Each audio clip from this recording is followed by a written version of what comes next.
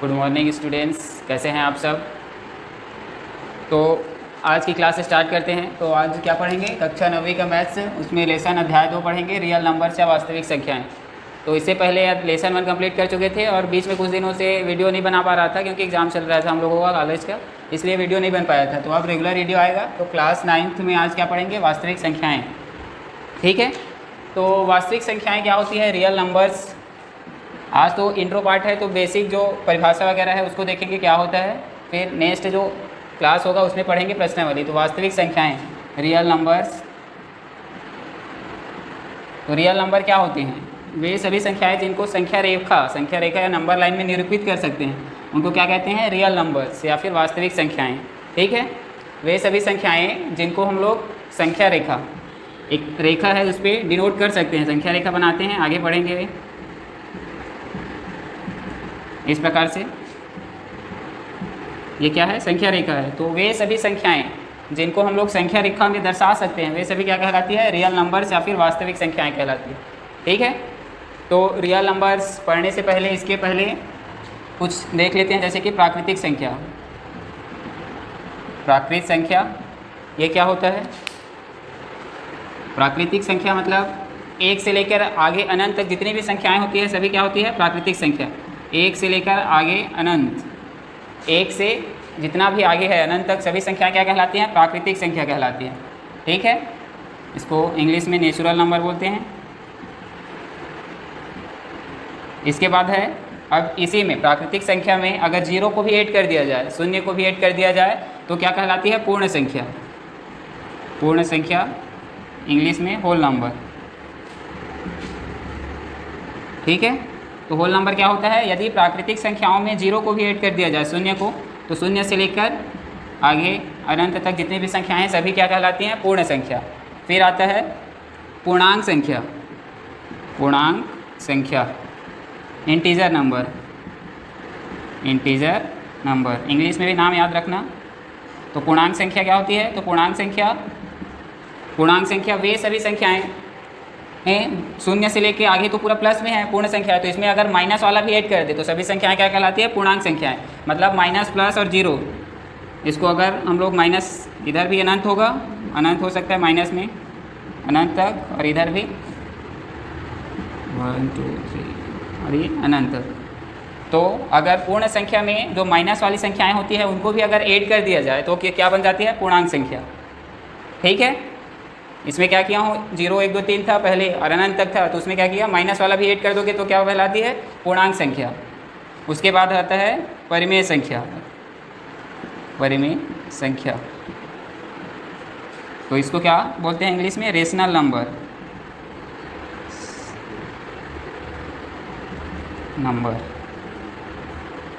या फिर भिन्नात्मक संख्याएं जो जितने भी होती है, फ्रैक्शनल नंबर या फिर रेशनल नंबर बोलते हैं। परिमेय संख्या है मतलब जिनको हम लोग P/Q के रूप में लिख सकते हैं, बटे के रूप में, मतलब जिसमें अंश भी होगा और हर भी होगा, वे सभी संख्याएं क्या कहलाती है, परिमेय संख्या। परिमेय संख्या वे संख्या होती है जिनको हम अंश और हर के रूप में लिख सकते हैं, या फिर P/Q के रूप में लिख सकते हैं, जहाँ पर Q 0 बस नहीं होना चाहिए, क्योंकि अगर Q का मान 0 रख देंगे तो ये क्या हो जाएगा, इन्फिनिटिव, मतलब इसको परिभाषित नहीं कर सकते, इसलिए Q का मान 0 नहीं होगा, 0 के अलावा कुछ भी हो सकता है। तो वे सभी संख्याएं, मतलब अगर प्राकृतिक संख्या, पूर्ण संख्या, पूर्णांक संख्या 3 है, अभी तक यहाँ पर दशमलव या फिर बटे में कोई संख्या नहीं है, अगर उसको ऐड कर देंगे तो क्या कहलाएगी, परिमेय संख्या। सब ये संख्या तो रहेंगी ही। अब 1 और 2 के बीच में भी कई संख्याएं होती हैं, जैसे कि 1.5 हो गया, 2 3, और बटे में भी ले सकते हो, 1/2, 2/3, माइनस में 4/5, 3/2। तो माइनस प्लस में जितने भी फ्रैक्शनल नंबर है उसको अगर ऐड कर दिया जाए पूर्णांक संख्या में तो क्या कहलाती है, पूरी परिमेय संख्या। तो यहाँ पर ये ध्यान देना कि जितनी भी परिमेय संख्या होती है वो सभी संख्या प्राकृतिक संख्या से मिलके बनते हैं। देखो, प्राकृतिक संख्या 1 2 3 4 होता है, अगर उसमें 0 ऐड कर देंगे तो क्या हो जाता है, पूर्ण संख्या। मतलब जितनी भी प्राकृतिक संख्या है पूर्ण संख्या कहलाएगी, क्योंकि पूर्ण संख्या में भी वही है, सिर्फ 0 एक्स्ट्रा है। तो जितनी भी प्राकृतिक संख्या होती है क्या होती है, पूर्ण संख्या होती है, और जितनी भी पूर्ण संख्या होती है सभी पूर्णांक संख्या भी होते हैं, और जितनी भी पूर्णांक संख्या होती है सभी क्या होती है, परिमेय संख्या होती है। मतलब परिमेय संख्या के अंदर प्राकृतिक संख्या, पूर्ण संख्या और पूर्णांक संख्या तीनों आ जाते हैं। उसके अलावा और एक्स्ट्रा क्या होता है, ऐड होता है फ्रैक्शनल नंबर जो होते हैं वो ऐड होते हैं, जैसे कि दशमलव हो गया, फिर बटे वाला जो संख्या होता है उसको ऐड करते हैं। तो प्राकृतिक संख्या में अगर जीरो को शून्य को और मिला देंगे तो क्या बन जाता है, पूर्ण संख्या। और पूर्ण संख्या में अगर माइनस साइन वाले अगर कोई नंबर को मिला दिया जाए तो क्या कहलाता है, पूर्णांक संख्या। और पूर्णांक संख्या में अगर फ्रैक्शनल नंबर मिला दिया जाए तो उस समुच्चय को क्या बोलते हैं, परिमेय संख्या। ठीक है, ये याद रखना। तो पहचान सकते हो, पूर्ण संख्या पहचानना है तो पूर्ण संख्या में केवल 0 से आगे अनंत तक रहेगा, प्राकृतिक संख्या 1 से अनंत तक रहती है। और जो पूर्णांक संख्या होती है उसमें केवल इंटीजर नंबर, पूर्ण नंबर ही होते हैं पूर्ण संख्या, लेकिन माइनस और प्लस दोनों में हो सकते हैं। और परिमेय संख्या होती है फ्रैक्शनल नंबर, पूर्ण संख्या, प्राकृतिक संख्या सभी परिमेय संख्या ही होती है। ठीक है, ये तो हो गया परिमेय संख्या। अब यहाँ पर क्या पढ़ रहे हैं, वास्तविक संख्या। तो वास्तविक संख्या के अंदर एक तो परिमेय संख्या आती है, परिमेय संख्या ये पढ़ेंगे, और दूसरा है अपरिमेय संख्या। मतलब जो संख्याएं परिमेय संख्या नहीं होती वो क्या कहलाती है, अपरिमेय संख्या। तो इसको बाद में पढ़ेंगे, अभी फिलहाल क्या पढ़ेंगे, परिमेय संख्या। तो परिमेय संख्या पढ़ना है, ठीक है, रेशनल नंबर। तो ये देख लेना। उसके बाद अब देखते हैं इन नंबर्स के गुण क्या क्या होते हैं। कोई भी नंबर है तो उनका गुण क्या होता है, कुछ ना कुछ गुण होगा। संख्याओं के गुण धर्म पढ़ेंगे, ठीक है। इसमें परिभाषा लिखने के लिए नहीं आएगा, पहचानने के लिए आएगा। तो पहचान लोगे कौन पूर्ण संख्या है, कौन प्राकृतिक संख्या है, कौन परिमेय संख्या है। तो परिमेय संख्या को पहचानोगे कैसे, उसको हम लोग P/Q के रूप में लिख सकते हैं। जैसे कि 2 लिखा हूँ तो 2 परिमेय संख्या है कि नहीं, ये कैसे पहचानोगे, तो इसको लिख सकते हो P/Q, 2/1 कर दोगे तो हो जाएगा। बस यहाँ पर Q = 0 नहीं लेना है, बाकी जितनी भी संख्या है सभी परिमेय संख्या होती है अगर Q = 0 ना हो। ठीक है, ये ध्यान देना बस। तो परिमेय संख्याओं के गुण धर्म देखिए, संख्याओं के गुण धर्म।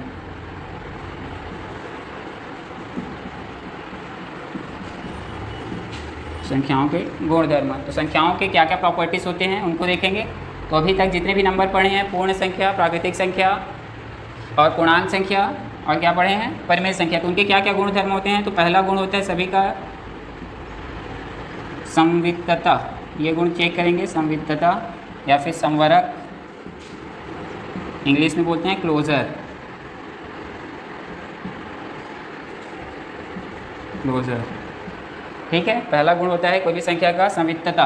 संवित्तता मतलब अगर कोई जैसे कि पूर्ण संख्या है तो उसमें अगर किसी पूर्ण संख्या का गुणा करते हैं, जोड़ते हैं या फिर भाग देते हैं तो हमें केवल पूर्ण संख्या ही प्राप्त होगी, तब वो क्या करेगा, संवित्तता का पालन करेगा या उसमें संवित्तता का गुण है। तो संवरक नियम का पालन, मतलब संवरक मतलब सहेज के रखना अपने गुण को। जैसे कि इसका एग्जाम्पल देख लेते हैं पूर्ण संख्या में। पूर्ण संख्या के योग, योग, अंतर, गुणा और भाग, सारी चीज़ें संक्रियाएं होती हैं। कोई भी संख्या में जोड़ते हैं, घटाते हैं, गुणा करते हैं या फिर भाग। तो पूर्ण संख्या संवित्तता का या फिर संवरक नियम या फिर क्लोजर लॉ का पालन करते हैं कि नहीं, ये देखते हैं। तो पूर्ण संख्या क्या होती है, 0 से लेके 1, 2, 3 आगे अनंत तक कोई भी संख्या। तो अगर कोई संख्या है, पूर्ण संख्या है, उसको किसी पूर्ण संख्या से जोड़ेंगे तो हमें क्या होना चाहिए, पूर्ण संख्या ही प्राप्त होना चाहिए, तब वह संवरक नियम का पालन करेगा। तो संवरक नियम या फिर संवित्तता नियम ये है कि हम यदि किसी संख्या को उसी संख्या से जोड़ते हैं, जैसे पूर्ण संख्या को पूर्ण संख्या से जोड़ते हैं या फिर घटाते हैं या फिर गुणा करते हैं, भाग करते हैं, तो हमें वही संख्या प्राप्त होनी चाहिए। अगर पूर्णांक संख्या को जोड़ते हैं तो पूर्णांक संख्या ही प्राप्त होनी चाहिए, तब वह संवरक नियम का पालन करेगा। तो योग में देख लेते हैं, कोई भी पूर्ण संख्या ले लो, जैसे कि 2 + 3 जोड़ेगा कितना आएगा, 5। तो 2 भी क्या है, पूर्ण संख्या है, 3 भी क्या है, पूर्ण संख्या है, और 5 भी क्या है, पूर्ण संख्या है। मतलब अगर 2 पूर्ण संख्याओं का योग करेंगे तो हमेशा एक पूर्ण संख्या प्राप्त होगी। ठीक है, तो ये क्या कहलाते हैं, संवित्तता। मतलब जो पूर्ण संख्या है वो संवित्तता, पूर्ण संख्याओं का योग है, संवित्तता का पालन करता है। ठीक है, संवरक नियम का पालन करता है, क्लोजर लॉ का। अब अंतर देख लो, अब यही 2 - 3 कर देंगे तो आंसर क्या आ जाएगा, 3 में 2 घटाओगे लेकिन बड़े के सामने माइनस है तो ये क्या आ जाएगा, माइनस।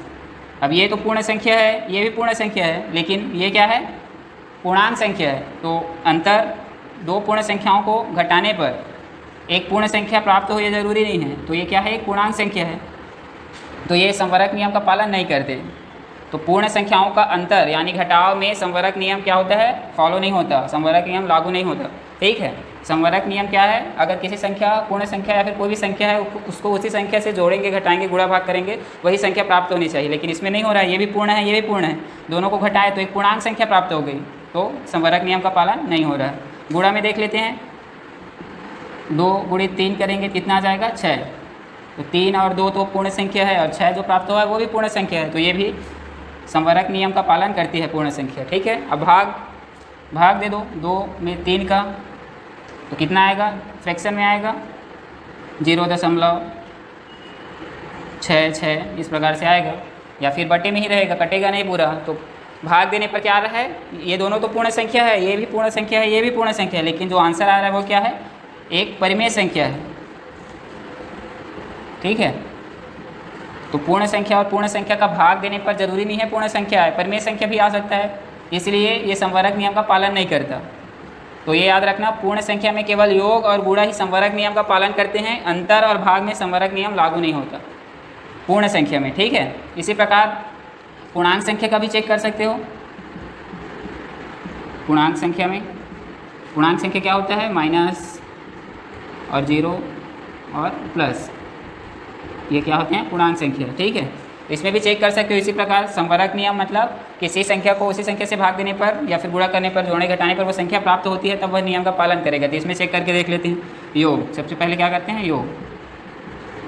तो कोई भी संख्या ले लो, जैसे कि इधर का ले लेते हैं एक माइनस में, -2 + 3, मतलब एक पूर्णांक संख्या क्या है, ये एक पूर्णांक संख्या है और एक पूर्णांक संख्या है, तो दोनों को जोड़ेंगे तो कितना आएगा, तो प्लस है माइनस है घट जाएगा, तो ये आ जाएगा +1। तो ये भी एक पूर्णांक संख्या ही है, ये भी पूर्णांक है, ये भी पूर्णांक है और ये भी पूर्णांक है, जो एक है वो भी पूर्णांक है, मतलब दो पूर्णांक संख्याओं को जोड़ेंगे तो एक पूर्णांक संख्या ही प्राप्त होती है। तो ये भी संवरक नियम का पालन करते हैं। चाहे कोई भी संख्या जोड़ लो, अगर 2 और 3 को इसमें भी जोड़ते तो कितना आता, 5 आता। तो ये दोनों क्या है, पूर्णांक है, ये भी पूर्णांक है, क्योंकि ये 0 से आगे इधर अनंत तक है, इधर भी अनंत तक हो सकता है। ठीक है, उसके बाद अंतर देख लो, अंतर, इसी का अंतर करके देख लो, -2 -3, ये एक संख्या है और ये, तो ये क्या है, ये भी एक पूर्णांक संख्या है, इंटीजर नंबर, ये भी क्या है, एक इंटीजर नंबर है। और इन दोनों को हल करोगे तो ये माइनस है, ये भी माइनस है, तो प्लस हो जाएगा। तो 3 और 2 5, लेकिन बड़े के सामने माइनस है तो -5, तो ये भी क्या है, पूर्णांक संख्या ही है। तो पूर्णांक संख्या का अंतर भी क्या करता है, संवरक नियम का पालन करता है, क्लोजर लॉ का। ठीक है, उसके बाद गुणा करके देख लो, -2, ये एक पूर्ण संख्या है और ये एक पूर्ण संख्या है, तो 3 दूनी कितना हो जाएगा, 6 -6। तो ये देखो, ये भी एक इंटीजर नंबर है, ये भी एक इंटीजर नंबर है, पूर्णांक संख्या है, और दोनों पूर्णांक संख्या का गुणा करेंगे तो एक पूर्णांक संख्या ही प्राप्त हो रही है। तो ये क्या कर रही है, संवरक नियम का इसमें भी पालन हो रहा है। ठीक है, भाग को देख लेते हैं, भाग में होता है कि नहीं। तो भाग में क्या करेंगे, -2 को भाग दे देंगे, माइनस मतलब +3 से, तो ये कितना आ जाएगा, माइनस में 0.66 या फिर -2/3। अब ये ऊपर वाला -2 पूर्णांक संख्या है, नीचे वाला भी इंटीजर नंबर है, लेकिन जो आंसर मिल रहा है वो है क्या, इंटीजर नंबर नहीं है, वो क्या है, फ्रैक्शनल नंबर है, परिमेय संख्या है, या फिर 2/3 क्या है, परिमेय संख्या। तो यहाँ पर भाग में संवरक नियम का पालन नहीं हो रहा है, क्योंकि हम लोग 2 पूर्णांक संख्या इंटीजर नंबर को भाग दे रहे हैं, तो हमें एक परिमेय संख्या फ्रैक्शनल नंबर मिल रहा है, तो ये संवरक नियम का क्या करेगा, पालन नहीं करेगा। ठीक है, तो पूर्ण संख्या में योग और गुणा संवरक नियम का पालन करते हैं, और पूर्णांक संख्या में योग, अंतर और गुणा तीनों भाग नहीं करता। अब देख लेते हैं प्राकृतिक परिमेय संख्याओं का। प्राकृतिक संख्या तो यही नियम का पालन करते, केवल योग और गुणा, क्योंकि प्राकृतिक संख्या में सिर्फ 0 नहीं होता ना। तो अब आगे चेक कर लेते हैं परिमेय संख्याओं का। परिमेय संख्या संवरक नियम का पालन करती है कि नहीं, ये चीज़ें आप तुरंत निकाल सकते हो जब क्वेश्चन में आएगा। क्वेश्चन में आ सकता है, खाली स्थान है, ऑप्शनल क्वेश्चन है, उसमें संवित्तता का जो लॉ है या संवरक नियम का पालन करते हैं कि नहीं, पूर्ण संख्या, पूर्णांक संख्या। अब परिमेय संख्या का देख लेते हैं, परिमेय संख्या। ठीक है, तो इसमें संवित्तता नियम का या फिर संवरक नियम का पालन होता है कि नहीं। तो सबसे पहले योग करके देखते हैं। तो कोई भी परिमेय संख्या ले लो। परिमेय संख्या क्या हो सकती है, ये तो है ही,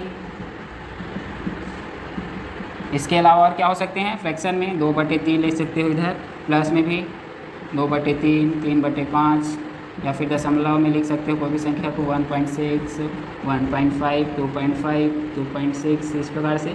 ये सभी क्या हैं, परिमेय संख्या है।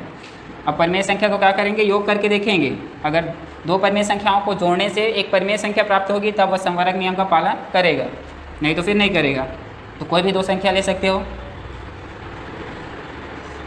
इस -2/3 को जोड़ देते हैं, इससे जोड़ें 3 से जोड़ देते हैं, ठीक है। कोई भी संख्या ले सकते हो, आंसर सेम ही आएगा क्योंकि नियम सब चेक करना है। तो ये 2/3 एक क्या है, परिमेय संख्या है, ये -2/3 और ये 3, ये भी एक परिमेय संख्या है। इन दोनों को जोड़ दिए तो जोड़ेंगे क्या होगा, ये प्लस है माइनस है घटेगा। और भिन्न संख्या को कैसे घटाते हैं पढ़े होगे, ये नीचे में 1 ले लिए तो हर और हर का, तो ये हो जाएगा 3, 3 1 का 3 और 3 गुणा करोगे 2 1 कम 2 और माइनस है तो ये माइनस और 3 3 9 तो ये +9, तो ये आ जाएगा 9 में 2 घटाओगे 7, बड़े के सामने प्लस है तो +7/3, ठीक। तो ये देखो ये एक परिमेय संख्या थी, ये भी एक परिमेय संख्या है और इन दोनों परिमेय संख्या को जोड़िए तो एक परिमेय संख्या ही प्राप्त हुआ, ठीक है। तो ये योग जो है परिमेय संख्याओं का योग संवरक नियम का पालन करता है, ठीक है। इसी प्रकार अंतर का निकाल सकते हो, तो अंतर करके देख लेना, गुणा और भाग 4 क्रियाएं होती है ऑपरेशंस।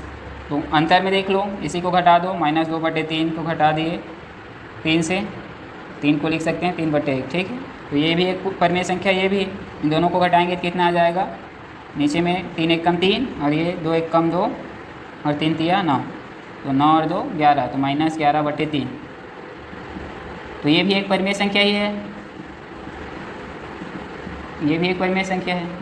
तो ये भी क्लोजर लॉ या फिर संवितता का नियम का पालन करते हैं। गुणा करके देख लो अब, -2/3 गुणा 3, तो ये परिमेय संख्या, ये भी परिमेय संख्या, दोनों का गुणा करेंगे तो आंसर क्या आ जाएगा, 3 3 कट जाएगा तो ये -2, तो ये भी परिमेय संख्या है, -2 देख लो, ये -2 परिमेय संख्या है।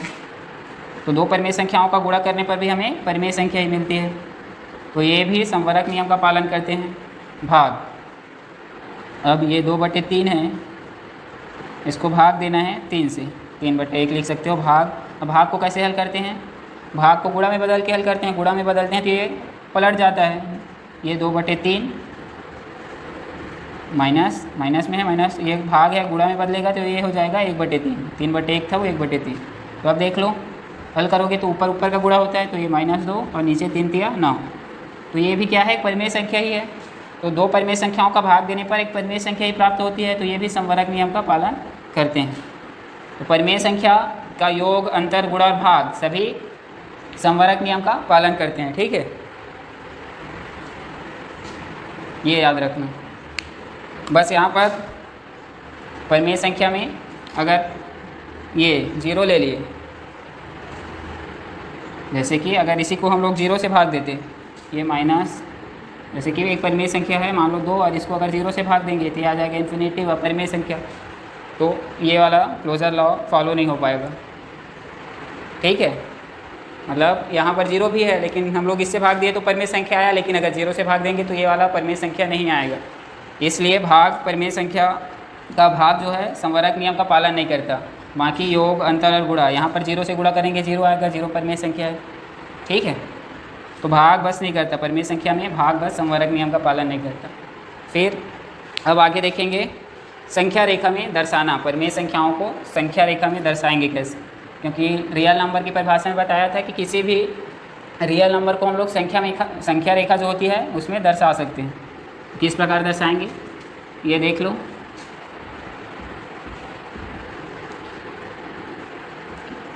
क्या करेंगे, परिमेय संख्याओं को संख्या रेखा में दर्शाना।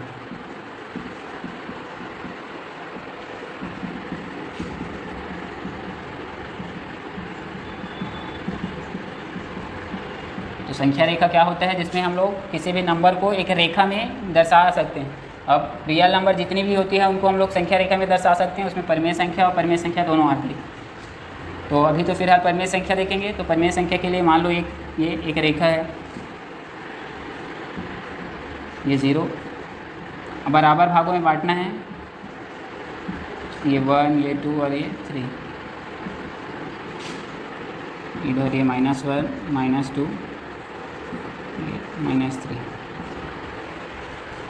तो ये अभी तो जितने भी संख्या दिख रहा है ये तो पूर्णांक संख्या है, इंटीजर नंबर में पढ़े हो, 0 से माइनस और प्लस। और अगर इधर को मिटा देंगे, सिर्फ 0 से इधर को लिखेंगे तो पूर्ण संख्या है। तो पूर्ण संख्या को भी संख्या रेखा में दर्शा सकते हैं, पूर्णांक संख्या को भी दर्शा सकते हैं। अब दर्शाना किसको है, परिमेय संख्या को। जैसे कि हमें दर्शाना है 3/2 को और 1/2 को परिमेय संख्या में दर्शाना है। ठीक है, तो 3/2 और 1/2 इनको हम लोगों को क्या करना है, परिमेय ये संख्या रेखा है इसमें दर्शाना है। तो फ्रैक्शन वाले जैसे कि 1/2, तो ये क्या होगा, 1/2 होता है 0.5 भाग दोगे तो मतलब 0 और 1 के बीच में है ये, तो 0 और 1 उसको 2 बराबर भाग में बांट लेंगे। ये वाला जो यूनिट है उसको 2 भाग में बांटेंगे, तो इसके बीच में एक और लाइन खींच देते हैं। ठीक है, तो ये 1 भाग हो गया, ये 2 भाग हो गए। अब इसको दर्शा सकते हैं, तो पहला वाला जो भाग होगा 0 से ये हो जाएगा 1/2 और ये हो जाएगा 2/2 और 2/2 यानी क्या होता है 1। इसी प्रकार 3/2 लिखा है, तो इसका अगर भाग दोगे तो ये क्या हो जाएगा 1.5, 2 1 कम 2, फिर 1 बचेगा 10, तो 1.5 किसके बीच में रहेगा, 1 और 2 के बीच में। 1.5 किसके बीच में आएगा, 1 और 2 के बीच में आएगा। अब इसको नीचे में 2 है तो इसको भी इतने को 2 बराबर भाग में बांट लेते हैं, तो बीच में एक और लाइन खींच देते हैं। ठीक है, तो ये क्या हो जाएगा, अब 1/2, 2/2 और ये हो जाएगा 3/2 और ये हो जाएगा 4/2। अगर बीच में यहाँ पर भी लाइन खींच देंगे दोनों के बराबर, तो ये हो जाएगा 5/2, ये हो जाएगा 6/2। तो कोई भी परिमेय संख्या है उसको संख्या रेखा में दर्शाने के लिए वो नीचे में जो हर में जो रहेगा उसको देखना, उसके जैसे कि अगर दे दिया है 3/4, 5/4, 6/4, 8/4 इस प्रकार से दे दिया है, तो अब इसको संख्या रेखा में दर्शाना है तो क्या करोगे, 4 बराबर भागों में बांट दोगे। अगर यही रेखा रहेगी, मान लो अब इसको मिटा रहा हूँ। ठीक है, अब इन चारों को संख्या रेखा में दिखाना है, कहाँ पर आएंगे, तो क्या करोगे, 4 बराबर भागों में प्रत्येक यूनिट को बांटना है। यूनिट मतलब एक इकाई को, 0 से 1 1 यूनिट होता है, 1 से 2 1 यूनिट है और 2 से 3 1 यूनिट है। तो सबको क्या करना है, 4 बराबर भाग में बांटना है। अभी 1 और 2 भाग में बटा है, 4 भाग में बांटेंगे तो यहाँ पर भी एक लाइन आ जाएगा, यहाँ पर भी इसको भी बांटेंगे तो ये यहाँ ये। अब 3/4, तो ये पहला वाला लाइन क्या होगा 1/4, दूसरा वाला क्या होगा 2/4, तीसरा वाला क्या होगा 3/4, चौथा वाला क्या होगा 4/4। इस प्रकार से पाँचवा वाला 5/4, छठवा लाइन 6/4, सातवां 7/4, आठवां 8/4, फिर नौवां 9/4, 10वां 10/4, 11वां 11/4 और 12वां 12/4। ठीक है, तो इस प्रकार से कोई भी परिमेय संख्या को हम संख्या रेखा में दिखा सकते हैं। और परिमेय संख्या, पूर्ण संख्या, पूर्णांक संख्या सभी को संख्या रेखा में दिखा सकते हैं सिंपल लाइन में। अब यहाँ पर जैसे कि ये 2/4 लिखा है, उसी को मैं अभी लिखा था 1/2, तो 1/2 2/4 लिखो या फिर 4/8 लिखो, 3/6 लिखो या फिर 4/8 लिखो। ये सभी क्या है, समानुपातिक है, तो इनका जो स्थान है वही रहेगा संख्या रेखा में। 1/2 यहीं पर लिखा था, वहीं पर क्या आया 2/4, तो इसको अगर कटा दोगे 2 1 कम 2, 2 दूनी 4, तो 1/2 ही आएगा। इसको भी कटा दोगे 3 1 कम 3, 3 दूनी 6, तो 1/2। तो इस प्रकार की संख्याएं जिनका अनुपात जो होता है सरल अनुपात में निकालेंगे तो एक ही आता है, तो संख्या रेखा में केवल एक ही जगह पे दिखेगा। जैसे कि 4/4 लिखूँगा तो क्या हो जाएगा 1, तो एक की जगह में है। वहाँ पर 2/2 भी लिखोगे क्या आ जाएगा, एक ही आएगा। 5/5 लिखोगे तो भी क्या आएगा, एक ही आएगा, तो वो इसी जगह में रहेगा, एक ही जगह में आएगा। कोई भी परिमेय संख्या में जो समानुपातिक संख्याएं होती हैं वो केवल एक ही स्थान पे आती है इसी। तो जिसका आप कोई भी संख्या को दर्शाना है तो हर को देखना, हर के हिसाब से क्या करना, प्रत्येक यूनिट को उतने भागों में बांट देना और एक एक करके लिख देना। इस प्रकार से संख्या रेखा में दर्शा सकते हैं। ठीक है, संख्या रेखा में दर्शा लिए। अब 2 परिमेय संख्याओं का बीच संख्या ज्ञात करना है। कोई भी 2 परिमेय संख्या के बीच में कितनी परिमेय संख्या होती है ये ज्ञात करना है। जैसे कि 1 और 2 ये 2 परिमेय संख्या है। अब हमको इन दोनों के बीच में ये 3 संख्या दिख रही है, 1/4, 2/4 और 3/4। तो इसी प्रकार 1/1, 0 और 1 या फिर 1/4 इन दोनों के बीच में कितनी संख्या हो सकती है ये क्या करना है, ज्ञात करना है। ठीक है, तो किसी भी 2 परिमेय संख्याओं के बीच की संख्या ज्ञात करना है। जैसे कि अगर पहली परिमेय संख्या अगर 1 को मान लोगे और दूसरी अगर 3, तो दोनों के बीच की परिमेय संख्या क्या होगी। तो किसी भी 2 परिमेय संख्याओं के बीच कितने भी परिमेय संख्या, असंख्य परिमेय संख्या हो सकती है, मतलब जितना चाहो उतना निकाल सकते हो। तो क्वेश्चन में 2 निकालना है, 3 निकालना है, ये दिया रहेगा, कैसे निकालोगे, 1 और 3 के बीच में हमें एक परिमेय संख्या निकालना है। एक क्वेश्चन है 1 व 3 के बीच में क्या करना है, एक परिमेय संख्या निकालना है। तो दोनों के बीच में एक परिमेय संख्या क्या है, 2। दोनों का जैसे 3 + 1 करके क्या करोगे, 2 से भाग दे दोगे, तो ये 4/2 यानी 2 दूनी 4, तो 2 आएगा।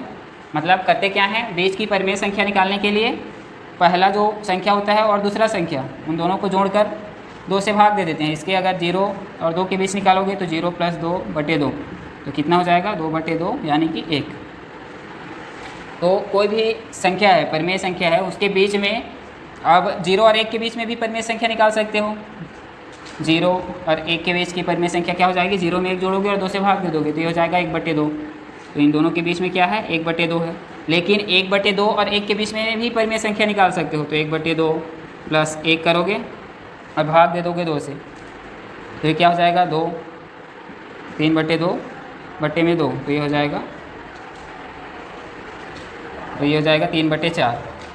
तो यहाँ पर है 3/4। इस प्रकार से मतलब कोई भी और निकाल सकते हो आप, 3/4 और 1/2 या फिर 3/4 और 1 के बीच में भी परिमेय संख्या है।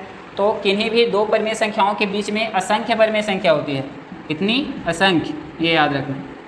मतलब जितना चाहो उतना निकाल सकते हो। तो क्वेश्चन में दिया रहेगा 2 निकालना है कि 3 निकालना है, कि 4 निकालना है कि 5 निकालना है। तो निकालने के लिए क्या करोगे, जो संख्या दी रहेगी, 1 या 2 संख्या जो दिया रहेगा उसके बीच में जितनी भी संख्या निकालना है, जैसे कि हमको मान लो 3 परिमेय संख्या निकालना है 1 और 3 के बीच में।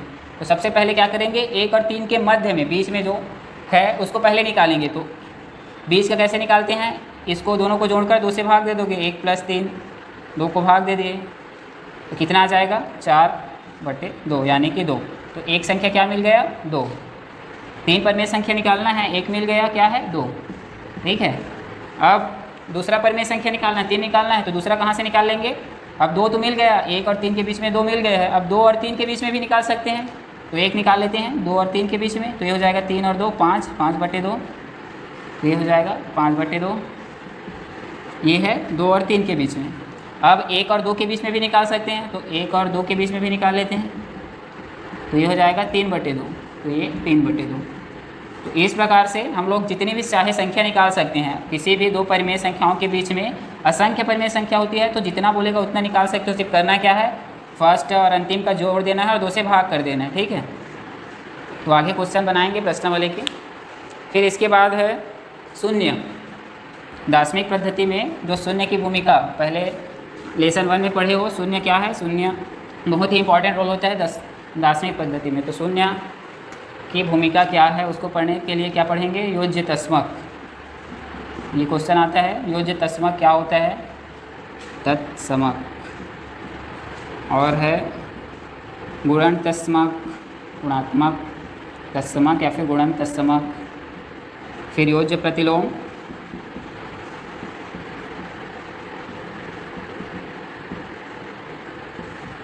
फिर है गुणात्मक प्रतिलोम।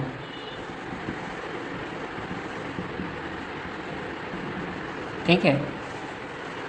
तो ये सब पढ़ेंगे। तो योज्य तत्समक क्या होता है, योज्य मतलब जोड़ना होता है, तत्समक मतलब उसके जैसा। जब किसी संख्या से किसी संख्या को जोड़ोगे तो वही संख्या प्राप्त हो जाएगी। ऐसी संख्या जिस संख्या से हम लोग अगर किसी संख्या को जोड़ते हैं तो केवल हमें वही तत्समक उसके जैसा ही संख्या प्राप्त होता है। जैसे कि अगर 2 कोई संख्या है, इसको ऐसी संख्या से जोड़ेंगे कि हमको आंसर में 2 ही आना चाहिए, वो क्या कहलाएगा, योज्य तत्समक। तो 2 में अगर हम लोग 0 जोड़ देंगे तो क्या आ जाएगा, 2 ही आएगा। तो 2 का योज्य तत्समक क्या हुआ, शून्य। तो कोई भी संख्या हो, अगर उस संख्या में हम लोग कुछ ऐसी संख्या जोड़ते हैं जिससे वही संख्या प्राप्त होती है, तो वो क्या कहलाता है, योज्य तत्समक। तो योज्य तत्समक किसी भी संख्या का क्या होता है, शून्य, क्योंकि शून्य ऐसी संख्या है जिससे किसी भी संख्या पे जोड़ने पर हमें वही संख्या प्राप्त होती है, इसलिए योज्य तत्समक क्या होता है, शून्य। इसकी जगह 3 भी लिख दोगे तो 3 का भी योज्य तत्समक क्या होगा, 0, क्योंकि 3 में 0 जोड़ोगे तो 3 ही आएगा। तो योज्य तत्समक क्या होता है, वह संख्या जिससे किसी संख्या से जोड़ने पर हमें वही संख्या प्राप्त होती है। जैसे 3 है तो 3 का योज्य तत्समक याद करना है, तो 3 में ऐसी संख्या जोड़ो कि 3 ही आए, तो 0 ही है ऐसी संख्या। तो शून्य क्या होता है, सभी नंबर्स का योज्य तत्समक होता है, ये याद रखो। शून्य ऐसी संख्या है जिसे किसी भी संख्या से जोड़ने पर हमें वही संख्या प्राप्त होती है। अब खुद का भी योज्य तत्समक है, 0 में 0 जोड़ोगे 0 ही आता है। तो सभी संख्याओं का योज्य तत्समक क्या है? 0। फिर गुणात्मक तत्समक या गुणन तत्समक, मतलब वह संख्या किसी, जैसे कि 5 है तो 5 का गुणात्मक तत्समक ज्ञात करना है, तो कैसे ज्ञात करोगे? तो गुणात्मक तत्समक वह संख्या होती है जिसे उस संख्या से गुणा करने पर हमें यही संख्या प्राप्त होना चाहिए। तो ऐसी कौन सी संख्या है जिससे गुणा करेंगे तो 5 ही आएगा? तो 1 है, 1 से गुणा करोगे क्या आएगा? 5। तो एक ऐसी संख्या है जिससे किसी भी संख्या से गुणा करने पर हमें वही संख्या प्राप्त होती है। जैसे कि अगर 7 का 1 के साथ गुणा करेंगे तो 7 ही आएगा, 2 का 1 के साथ गुणा करेंगे 2 ही आएगा। मतलब ऐसी संख्या जिससे किसी भी संख्या से गुणा करने पर हमें जो संख्या है वही प्राप्त होती है। 5 का 1 से गुणा करेंगे 5 ही आएगा। तो एक जो होता है वो क्या है? गुणात्मक तत्समक। तत्समक मतलब उसके जैसा, जिस संख्या से गुणा करेंगे उसके जैसा संख्या मिलेगा, वही संख्या। योज्य प्रतिलोम, तो योज्य प्रतिलोम क्या होता है? तो योज्य प्रतिलोम वह संख्या होती है जिसको जोड़ने पर हमें शून्य प्राप्त होता है, शून्य प्राप्त होता है। योज्य प्रतिलोम वह संख्या होती है जिसका हम लोग किसी संख्या से जोड़ देंगे तो हमें शून्य प्राप्त होगा। जैसे कि हमें 3 का क्या निकालना है? योज्य प्रतिलोम निकालना है। तो 3 में क्या जोड़े कि 0 आ जाए? तो 3 में क्या जोड़ोगे? -3 जोड़ोगे तो क्या हो जाएगा? 0 हो जाएगा। तो जो -3 है वो क्या है? योज्य प्रतिलोम।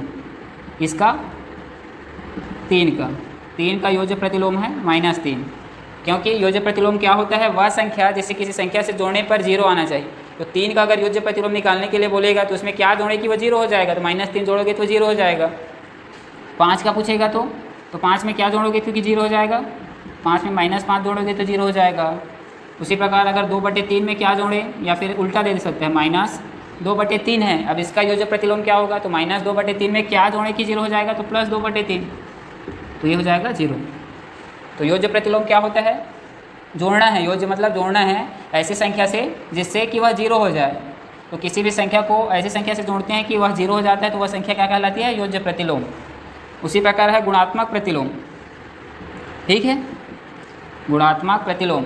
तो इसमें योज्य कर रहे थे मतलब जोड़ रहे थे, इसमें गुणा करेंगे। तो किसी भी संख्या का किसी ऐसी संख्या से गुणा करें कि 1 प्राप्त हो जाए। यहाँ पर 0 आता था, यहाँ पर 1 प्राप्त हो जाना चाहिए। जैसे कि 1/2 है। अब इसको गुणात्मक प्रतिलोम ज्ञात करना है इसका। तो इस संख्या में ऐसा कौन सी संख्या का गुणा करें कि हमें 1 मिल जाए? तो हम क्या करेंगे? 2/1 का गुणा कर देंगे तो ये कट जाएगा और क्या आ जाएगा? 1। ठीक है, तो 1/2 का जो गुणात्मक प्रतिलोम है वो क्या होगा? 2/1। तो गुणात्मक प्रतिलोम क्या होता है? ऐसी संख्या जिसे किसी संख्या से जोड़ने पर नहीं, जिसे किसी संख्या से गुणा करने पर 1 आना चाहिए, वो क्या कहलाता है? गुणात्मक प्रतिलोम। अब 2 का गुणात्मक प्रतिलोम निकालना है, नहीं 3 का निकाल लो। 3 है, इसका गुणात्मक प्रतिलोम क्या होगा? तब ऐसी संख्या सोचो जिससे इसका गुणा करने पर 1 आ जाए। तो 1/3 का गुणा कर दूँ तो आ जाएगा 1, कट जाएगा 1 आ जाएगा। तो ये इसका योज्य गुणात्मक प्रतिलोम क्या है? 1/3। ये ध्यान देना। ठीक है, तो गुणात्मक जो प्रतिलोम होता है ऐसी संख्या जिसका किसी ऐसी संख्या से गुणा करने पर वह 1 हो जाता है, तब वो क्या कहलाता है? गुणात्मक प्रतिलोम। अब इसके बाद अभी रियल नंबर्स के गुणधर्म में क्रमचय और क्रम विनिमय नियम और साचार्य नियम वो पढ़ेंगे। ठीक है, तो ये याद रखना, योज्य तत्समक क्या होता है? 0, गुणात्मक तत्समक होता है 1, और योज्य प्रतिलोम होता है +- चेंज कर दोगे उल्टा। ऐसी संख्या जिसको जोड़ने से 0 आ जाए तो वो होता है योज्य प्रतिलोम, और गुणात्मक प्रतिलोम ऐसी संख्या जिसका गुणा करने पर 1 प्राप्त हो। अब पढ़ेंगे क्रम विनिमय नियम या फिर क्रम विनिमय गुणधर्म। जो रियल परिमेय संख्या है उनका गुणधर्म होता है क्रम विनिमय, वो देखेंगे। तो क्रम विनिमय गुणधर्म क्या होता है? क्रम को बदल देना है। तो सबसे पहले जोड़ना में देख लेते हैं, योग में, फिर अंतर में, फिर गुणा, फिर भाग में। ये किसी भी संख्या का निकाल सकते हो क्रम विनिमय नियम का पालन करते। जैसे जोड़ना, परिमेय संख्या का ले लेते हैं, परिमेय संख्या को जोड़ेंगे तो क्या होना चाहिए? उनका क्रम को बदल देंगे तो मान परिवर्तित नहीं होना चाहिए। जैसे कि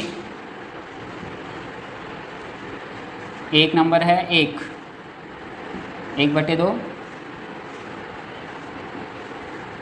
ये -1/2, और ये है +3/2। ठीक, ये दो परिमेय संख्या है, ये भी परिमेय संख्या, ये भी परिमेय संख्या है, इसको जोड़ना है। अब जोड़ेंगे तो क्या होना चाहिए, जोड़ेंगे तो कितना आएगा, 2 और 2, नीचे में 2 ही है, और ऊपर का -1 + 3, तो ये हो जाएगा, प्लस है माइनस है तो ये हो जाएगा 2/2, बड़े के सामने प्लस है तो प्लस ही आएगा, तो ये 1, ये हो गया। अब क्रम विनिमय नियम मतलब क्रम को बदल के देखते हैं, क्रम को चेंज कर दो, तो इसको पहले लिख लेते हैं 3 + 2, फिर प्लस और माइनस 1/2। अब हल करके देखते हैं, क्रम को क्या किया, इसको पहले और इसको बाद में। क्रम विनिमय नियम में क्रम बदलने पर भी वही मान आता है कि नहीं, ये चेक करना है। तो क्रम बदल दिए, अब हल करके देखते हैं, तो ये हो जाएगा 2 और ये हो जाएगा 3 - 1, तो ये आ जाएगा 2/2 यानी कि 1। वही आंसर आया, इसमें भी 1 आया, इसमें भी 1 आया। तो जो परिमेय संख्या है उनका योग क्रम विनिमय नियम का पालन करता है, ठीक है। अब परिमेय संख्या करता है मतलब पूर्णांक संख्या भी करेगा, पूर्ण संख्या भी करेगा, क्योंकि परिमेय संख्या के अंदर ही आते हैं पूर्ण संख्या, पूर्णांक संख्या और प्राकृत संख्या। तो अगर ये नियम का पालन कर रहा है मतलब इन तीनों में भी यही नियम का पालन होगा। क्रम को बदलने पर, अगर जोड़ रहे हो किसी भी संख्या को तो उसका क्रम को बदल देंगे, तो क्या करेंगे, उनका जो मान है वो चेंज नहीं होता। क्रम को बदलने पर भी एक इसमें भी आया, एक इसमें भी आया, तो उनका जो मान है वो चेंज नहीं होता, तब उसको क्या बोलते हैं, क्रम विनिमय नियम। तो ये योग जो होता है परिमेय संख्याओं का, वो क्रम विनिमय नियम का पालन करता है, ठीक है। अब अंतर देख लेते हैं, ये तो योग का हुआ अंतर, ये माइनस, तो क्या हो जाएगा, यहाँ पर माइनस हो जाएगा और ये आ जाएगा -4, तो ये आ जाएगा कितना, -2। अब क्रम को बदल दिए, ये 3/2 सामने आ गया, ये क्या हो जाएगा माइनस और 1/2 बाद में, तभी यहाँ पर माइनस और माइनस खोलोगे तो ये तो हो जाएगा प्लस, और ये हो जाएगा 4, ये हो जाएगा 2। तो अब गड़बड़ है, यहाँ पर -2 आ रहा है, यहाँ पर +2 आ रहा है, मतलब क्रम विनिमय नियम का पालन नहीं हो रहा है। ये अलग वैल्यू है, ये अलग वैल्यू है, तो अंतर क्रम विनिमय नियम का पालन नहीं करता, ठीक है। तो क्रम विनिमय नियम बदल नहीं सकते परिमेय संख्या में, अगर अंतर कर रहे हैं तब, अगर योग कर रहे हैं तो चेंज कर सकते हैं। अब गुणा में देख लेते हैं, गुणा पालन करता है कि नहीं। तो गुणा में इसी संख्या को ले लेते हैं, -1/2 का गुणा कर देते हैं 3/2 से, तो ये कितना आ जाएगा, 3 × 1 = 3, तो ये -3 और 2 दूनी 4, तो -3/4। अब क्रम को बदल देते हैं, इसको इस पर ला लेते हैं, पहले 3/2 गुणा कर दो -1/2 से, तो क्या हो जाएगा, 3 × 1 = 3, ये 3 × 1 = 3 और 2 दूनी 4, प्लस माइनस है माइनस, तो दोनों में सेम वैल्यू है, -3/4 -3/4, मतलब गुणा भी क्रम विनिमय नियम का पालन करता है। भाग में देख लो,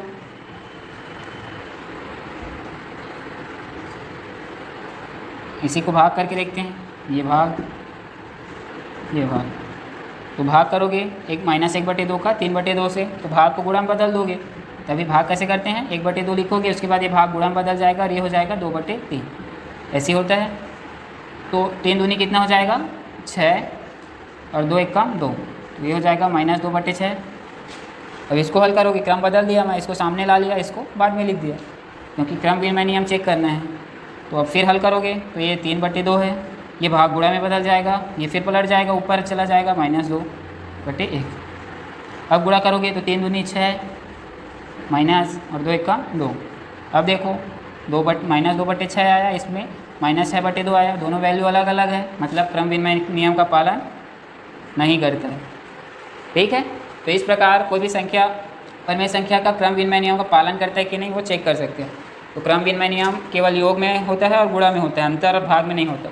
अब परिमेय संख्या नहीं करते, मतलब पूर्ण संख्या पूर्णांक संख्या सेम यही रहेगा प्रॉपर्टी, क्योंकि परिमेय संख्या के अंतर्गत ही आते हैं पूर्ण संख्या, पूर्णांक संख्या और प्राकृतिक संख्या। अब साहचर्य नियम देख लो, क्रम विनिमय नियम हो गया। अब साहचर्य नियम, 3 ही नियम होते हैं, संवरक, साहचर्य नियम या फिर सहचार्य गुणधर्म। साहचर्य मतलब अगर यहाँ पर केवल 2 राशि थी, अगर 3 राशि है, 3 संख्याएं हैं, तब उसको पहले किसके साथ हल करेंगे, तब वो मान चेंज होता है कि नहीं वो देखेंगे, ठीक है। उसमें क्रम विनिमय में क्या है, केवल आगे पीछे कर रहे थे, एक को सामने लिखकर। अब इसमें साहचर्य मतलब जैसे कि मान लो A, B और C 3 राशि है, अब तीनों को जोड़ना है, तो A + B प्लस सी है, इस प्रकार से। अब पहले तो इन दोनों को भी जोड़ सकते हैं और इन दोनों को भी जोड़ सकते हैं। वही चेक करना है कि पहले अगर इन दोनों को जोड़ेंगे तो क्या मान आएगा, और यदि पहले इन दोनों को जोड़ेंगे तब क्या मान आएगा। मतलब हल किधर से करते जाना है, साहचर्य नियम में यही चेक करना है कि अगर किस साइड से हल करें, ये देखना है। अगर दोनों साइड से हल करने पर सेम आंसर आ रहा है मतलब साहचर्य नियम का पालन करते हैं, और अगर नहीं आ रहा है मतलब नहीं करते हैं। तो देख लेते हैं संख्या लेकर, कोई भी परिमेय संख्या लेकर, जैसे कि 2 है, 3 है और 4 है। ये फिर -4 ले लेते हैं, माइनस प्लस, ठीक है। अब देखो सबसे पहले क्या करते हैं, इधर को पहले हल कर लेते हैं। ये वाला इधर से हल करते जाते हैं तो 2 और 3 कितना हो जाएगा, 5, और ये क्या रहेगा प्लस और माइनस 4, कितना आ जाएगा 1। अब इधर से हल करते हैं, ये 2 और 3, इधर को पहले हल करते हैं, इसको पहले हल करते हैं। पहले इधर को हल किए थे, अब इस साइड से हल करेंगे तो ये 2 रहेगा और ये प्लस माइनस हो जाएगा। तो 4 में 3 घटा दोगे तो 1, अब 2 में 1 घटाओगे तो 1। आंसर सेम आ रहा है। मतलब जो परिमेय संख्या है वो योग में साहचर्य नियम का या फिर साहचर्य गुणधर्म का पालन करती है, ठीक है। तो ये साहचर्य नियम का पालन होता है इसमें, क्योंकि अगर इधर से भी जोड़ोगे तो भी वही आंसर आएगा और पीछे साइड से भी जोड़ोगे तो भी वही आंसर आएगा।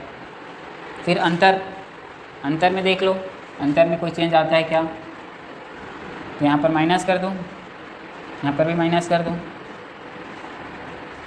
ये माइनस, यहाँ पर भी माइनस, यहाँ पर नहीं। अब शुरू इधर से करते हैं तो ये 2 और 3 कितना हो जाएगा, 2 में 3 घटाओगे तो ये आ जाएगा कितना, -1, और ये माइनस माइनस प्लस, +4, 3 में 2 घटाओगे तो कितना आएगा -1, और ये हो जाएगा आंसर कितना, प्लस है माइनस है घटेगा तो ये -3, नहीं प्लस में आएगा क्योंकि बड़े के सामने प्लस है तो 3 आएगा आंसर। अब इधर को हल करके देखते हैं तो ये माइनस खोल देंगे तो प्लस हो जाएगा, तो 4 और 3 कितना हो जाएगा 7, ये माइनस है ये भी माइनस है तो ये हो जाएगा 7, और 2 के बाद क्या है माइनस, ये 4 और 3, ये माइनस है ये भी माइनस है, ब्रैकेट खोलोगे तो प्लस हो जाएगा, 3 और 4 कितना हो जाएगा 7, तो +7 और 2 माइनस में है तो ये कितना आ जाएगा 5। अब यहाँ पर साहचर्य नियम का पालन हो रहा है क्या, नहीं, यहाँ पर 3 आ रहा है, यहाँ पर 5 आ रहा है, वो भी माइनस में आएगा। तो साहचर्य नियम का पालन नहीं करते, अंतर किसका, परिमेय संख्या का, मतलब पूर्ण संख्या प्राकृतिक संख्या भी आ गया, उनमें साहचर्य नियम का पालन नहीं होता। किसमें, परिमेय संख्याओं में। अगर माइनस लिए हैं मतलब पूर्णांक संख्याओं में भी नहीं होता, प्राकृतिक और पूर्ण संख्या में होता है, ठीक है। तो ये परिमेय संख्या का है, याद रखना ना। ये माइनस लिया हूँ इसलिए ये पूर्णांक संख्या बस हो सकता है, प्राकृतिक नहीं हो सकता, पूर्ण नहीं, क्योंकि इसमें माइनस वाला यूज़ हुआ है। तो अंतर पालन नहीं करता। फिर गुणा का देख लो, तो गुणा करके देख लो, इसे 2 है, 2 है और 3 और क्या है -4, 2, 3 और -4, इसका गुणा करना है, ठीक है। तो सबसे पहले इधर से गुणा करते हैं, नहीं इधर सामने का पहले गुणा कर लेते हैं। 3 दूनी कितना हो जाएगा 6 और गुणे -4, तो 6 से कितना है -24। अब साहचर्य नियम में इसका पहला गुणा कर लेते हैं, 2 को छोड़ देते हैं, 3 गुणे -4, तो ये पहले हल कर लेते हैं। तो ये हो जाएगा 2, 4 दिए कितना हो जाएगा 12, -12, अब -12 दूनी -24, आंसर क्या है सेम है। मतलब ये साहचर्य नियम का पालन करते हैं। तो परिमेय संख्याओं का गुणा साहचर्य नियम का पालन होता है। अब भाग में देख लो, गुणा की जगह क्या कर देते हैं भाग, ठीक है। अब भाग करके देखना है तो पहले इधर का भाग दे देते हैं, तो ये क्या आ जाएगा 2/3, फिर ये भाग देंगे तब क्या आएगा आंसर। अब ये भाग है, इसको हल कैसे करोगे, इधर तो जैसे फ्रैक्शन में है तो ये हो जाएगा 2/3 गुणा 1 नीचे में आ जाएगा -4, तो ये आ जाएगा 2 × 2 और 4 × 12, तो 2/-12। अब इसको हल करके देखो, अब इस बार इधर से हल कर लेते हैं, ठीक है। तो 4 × मतलब ये हो जाएगा 2/, ये क्या लिखा है 3/-4। इन दोनों को पहले हल करेंगे तो 3/-4 आएगा, और ये 2 है। अब इन दोनों को हल करते हैं तो ये भाग गुणा में बदल जाएगा, तो ये हो जाएगा -4/3। तो ये 4 दूनी 8 और 3 माइनस में, तो ये आंसर अलग है, ये आंसर अलग है, मतलब इसका भाग साहचर्य नियम का पालन नहीं करते। तो इस प्रकार पूर्ण संख्या, प्राकृतिक संख्या सभी का चेक कर सकते हो। ठीक है, तो ये है परिमेय संख्याओं। अब परिमेय संख्याओं का दशमलव निरूपण, दशमलव में कैसे लिखते हैं परिमेय संख्या को। ठीक है, आखिरी है, उसके बाद प्रश्नावली के क्वेश्चन नेक्स्ट क्लास में देखेंगे। तो बेसिक जानना जरूरी है, ये पूछता है सही विकल्प वगैरह में कि परिमेय संख्या में साहचर्य का पालन करते हैं कि नहीं करते हैं। तो अब देख लेते हैं परिमेय संख्याओं का दशमलव निरूपण। संख्याओं का दशमलव निरूपण। परिमेय संख्या है जैसे कि 1/2 है, इसको दशमलव में लिखेंगे, क्या करते हैं 2/3 है। दशमलव में कैसे लिखते हो, भाग देते हो, 1 है और ये क्या है नीचे में 2, 2 से 1 को भाग दोगे तो 1 भी बार नहीं जाएगा, तो 0 बार 0 1 का, तो ये हो जाएगा 0, 1 बचेगा। आप दशमलव लगा सकते हो, दशमलव लगा दिए तो ये कितना हो जाएगा 10, फिर 5 दूनी 10। ठीक, तो 1/2 क्या आ गया 0.5। अब 2/3 को भाग दे के देखते हैं। ठीक है, 2 है अंदर में, 2 उसको भाग देना किससे 3 से, 3 से भाग देना किसको 2 को, भाग दे दो तो नहीं जाएगा, 0 बार में जाएगा, फिर ये 2 बचेगा, घटा दोगे तो। अब 2 है, दशमलव लगाओगे तो ये 20 हो जाएगा, कितनी बार में जाएगा 6 × 18। ठीक है, अब फिर कितना बचेगा 2, फिर दशमलव लगा है तो 0 बढ़ जाएगा, फिर 20 आ गया, फिर 6 × 18, फिर 2 बचेगा, फिर 20 आ गया, फिर 6 × 18। तो इस प्रकार ये 6 6 6 6 आते जाएगा। तो ठीक है, इसका आंसर क्या आ जाएगा 0.66 आते जाएगा। जितना भी भाग देते तो 2 बचेगा और वो बढ़ते जाएगा। तो इसको इस प्रकार से लिखते हैं, या फिर 0.6 ऊपर में बार लगा देते हैं, बार। तो दशमलव में परिमेय संख्या है, उसको अगर दशमलव में बदलना है क्या करोगे, भाग दोगे, भाग देने के बाद जितना तक भाग जाएगा ठीक है, नहीं जाएगा फिर दशमलव लगा के 0 बढ़ाते जाना है। तो भाग दोगे तो 2 प्रकार के आएगा। एक तो देखो ये एक निश्चित संख्या के बाद क्या हो गया, ये वाला भाग पूर्ण हो गया, तो ये क्या है शांत दशमलव बोलते हैं इसको, शांत दशमलव। मतलब जब किसी भी भिन्न को हम लोग दशमलव में बदलेंगे तो एक निश्चित संख्या के भाग क्या हो जाता है, पूरा हो जाता है। लेकिन अगर एक निश्चित संख्या के भाग पूरा नहीं होता है, चलते जाता है। देखो इसमें कितना भी भाग देते जाओ, फिर 2 बचेगा, फिर 20 आएगा, फिर 18 लिखोगे, फिर 2 बचेगा, फिर 20 आएगा, मतलब 6 आते जाएगा। तो इसको क्या बोलते हैं, अशांत दशमलव। मतलब ये वाला जो 6 है कंटिन्यू आते जाएगा आंसर में, मतलब ये वाला जो भाग है कभी पूरा नहीं होगा, इसका आंसर कभी पूरा हम लोग निकाल नहीं सकते। तो ये इसको किस प्रकार से लिखते हैं, 0.66 डैश करके, या फिर बार लगा देते हैं। बार लगाए मतलब ये वाला संख्या जो है बार बार रिपीट हो रहा है, तो इसको क्या बोलते हैं, अशांत दशमलव। ठीक है, ये तो हो गया अशांत दशमलव। अशांत दशमलव 2 प्रकार के निकलेंगे, एक तो होगा आवर्ती और एक होगा अनावर्ती। एक होगा आवर्ती और एक होगा अनावर्ती। अब आवर्ती और अनावर्ती में क्या फ़र्क है, तो आवर्ती मतलब यहाँ पर हमें पता है कि 6 बार बार रिपीट हो रहा है, एक ही संख्या है जो बार बार रिपीट हो रहा है। लेकिन अगर हम लोग 22/7 पाई का मान होता है, तो 7 से अगर 22 को भाग देंगे तब देखते हैं क्या आता है, तो 7 या 21, 3 बार में जाएगा, 1 बचेगा। अब 1 तो जा नहीं सकता, दशमलव लगा दिए, ये 0 हो गया। फिर 7 1 का 7, फिर कितना आएगा 3, फिर दशमलव लगा 0 लगा दिए 30, फिर 7 चौक 28, फिर भाग दिए तो ये आ जाएगा 2 बचेगा 20, फिर 7 दूनी 14, कितना बचेगा 6 60, फिर भाग दोगे तो 8 7 56, कितना बचेगा 4, 40। तो इस प्रकार भाग देते जाओगे और यहाँ पर संख्या आते जाएगी, मतलब ये भी भाग जो है पूरी तरह कभी भी पूर्ण नहीं होगा। लेकिन यहाँ पर संख्या देखो, कभी 1 आ रहा है, कभी 4, कभी 2, कभी 8, कोई भी संख्या आ सकता है। तो यहाँ पर कोई एक पर्टिकुलर संख्या रिपीट नहीं हो रहा है, तो इसको क्या बोलते हैं? अनावर्ती। अनावर्ती अशांत दशमलव। लेकिन यदि इसमें देखोगे तो इसमें क्या है, 6 आ रहा है बार बार, तो इसको क्या बोलते हैं? आवर्ती अशांत दशमलव। तो ऐसी संख्या जिसका जो भाग देने पर जो संख्या है, दशमलव के बाद की संख्या, वो बार बार रिपीट होती है, तो उसको क्या बोलते हैं? आवर्ती अशांत दशमलव। जिसमें कोई अलग अलग संख्या हर बार नई संख्या आती है, तो उसको क्या बोलते हैं? अनावर्ती अशांत दशमलव। ठीक है। तो आवर्ती जो होती है इसको हम लोग परिमेय संख्या के रूप में लिख सकते हैं, जैसे कि ये 0.66, इसको परिमेय संख्या के रूप में लिख सकते हैं। लेकिन जो अनावर्ती होती है उसको परिमेय संख्या के रूप में नहीं लिखा जाता। जो अनावर्ती होती है, अनावर्ती अशांत दशमलव,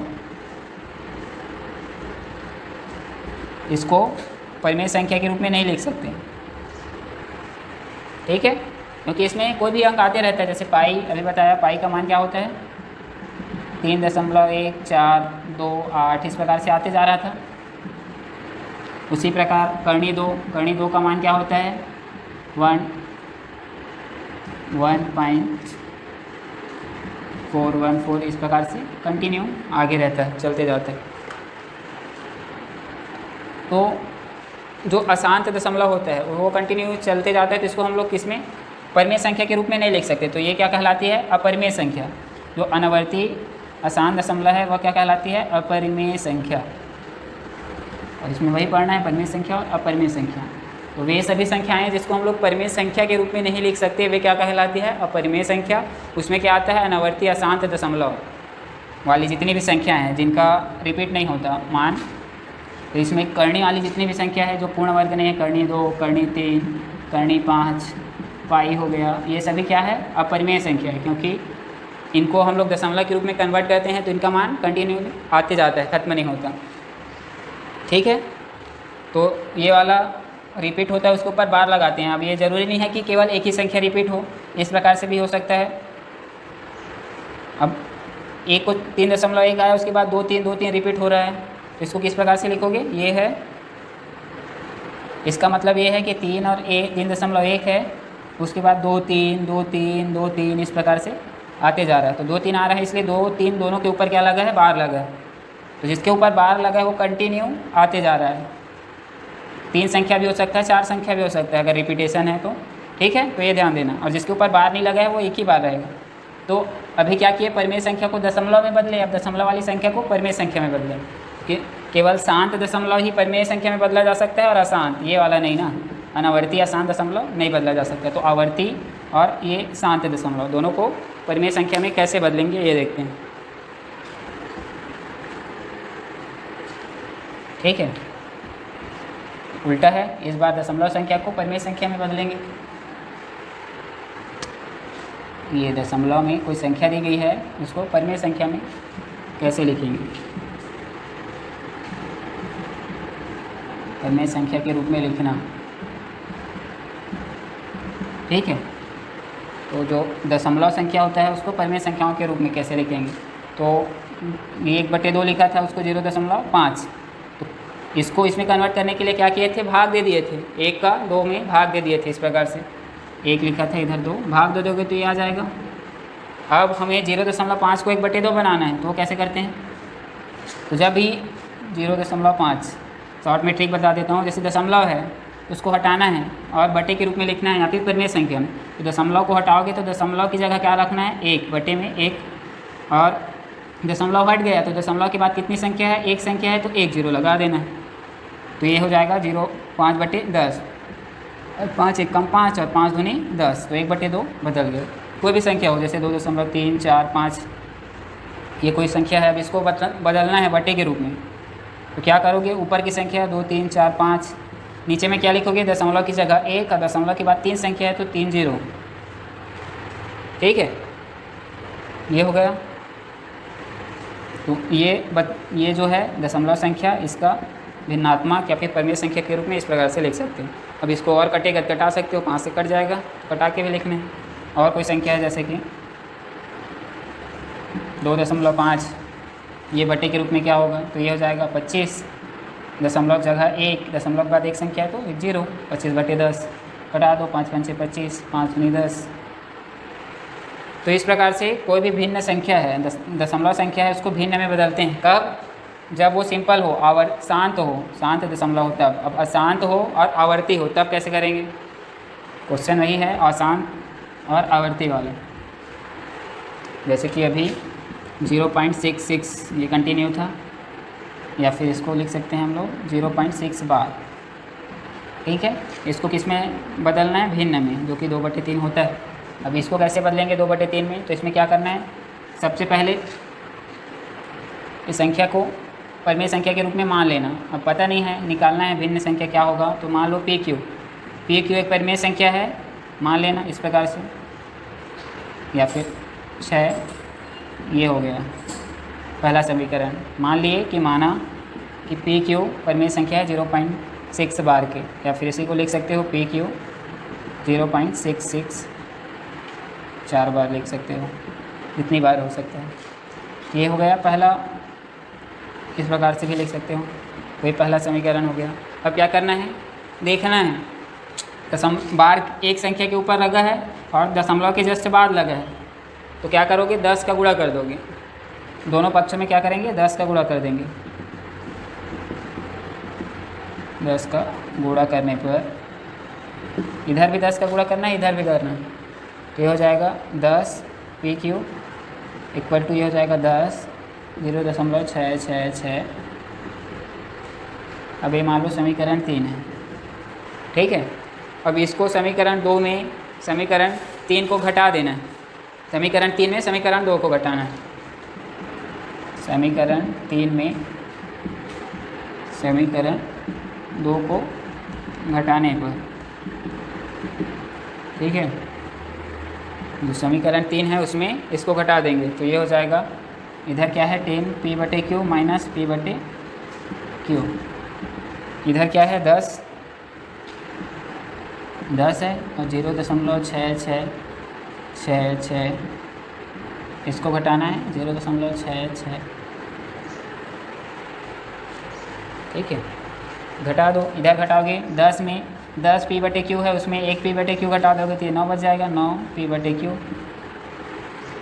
और इधर 10 का गुणा कर दोगे तो ये हो जाएगा 1.66666 ये आएगा, और इधर तो वही रहेगा 0.666। अब घटाते जाओ, अब घटा दो इकाई से, इधर 3 संख्या है तो इधर भी 3 ही संख्या ले लो दशमलव के बाद। तो 6 में 6 घटाओगे तो 0, फिर 6 में 6 घटाओगे तो 0, फिर 6 में 6 घटाओगे तो 0, फिर दशमलव, फिर 6 में 0 घटाओगे, 6 में कितना घटाना है 0, तो ये 6। अब इधर क्या है 9 P/Q, तो ये आ गया। अभी 9 को पक्षांतर कर दो उस पर, तो ये हो जाएगा P/Q इक्वल टू 6 है, ये 9 इधर गुणा में इधर भाग में, तो ये 6/9, या फिर कटा दोगे तो 3 दूनी 6, 3 तिया 9, 2/3, तो ये आ गया 2/3। अभी हल किए थे, ये क्या है 2/3। तो इस प्रकार से हल करना है। अगर शांत दशमलव दिया है तब, नहीं अशांत दशमलव, अशांत आवर्ती दशमलव दिया है तो इस प्रकार से हल करोगे और उसको भिन्न के रूप में बदलना है। तो यहाँ पर 10 का गुणा किए हैं, हो सकता है किसी में 100 का गुणा करना पड़े, 1000 का गुणा करना पड़े, वो इस बार के ऊपर निर्भर करता है कितनी संख्या के बाद बार लगा है। जैसे कि अगर कोई संख्या दूसरा ले लेते हैं, जैसे कि मान लेते हैं 1.8 ये 7 9 कर लो, ठीक है, 1.8 और 7 और 9, तो किसके ऊपर बार है 7 और 9, मतलब 7 9 रिपीट होते जा रहा है। तो सबसे पहले 10 का गुणा करोगे क्योंकि दशमलव यहाँ आना चाहिए, उसके बाद ये रिपीट हो रहा है, तो रिपीट हो रहा है तो फिर 2 संख्या है तो 100 का गुणा करोगे, उसके बाद सेम 10 वाले का और 100 वाले का एक दूसरे में घटा दोगे, तो फिर जो आंसर है वो आ जाएगा। तो ये आगे क्वेश्चन प्रश्नावली के देखेंगे, ठीक है। तो नेक्स्ट क्लास में फिर मिलेंगे।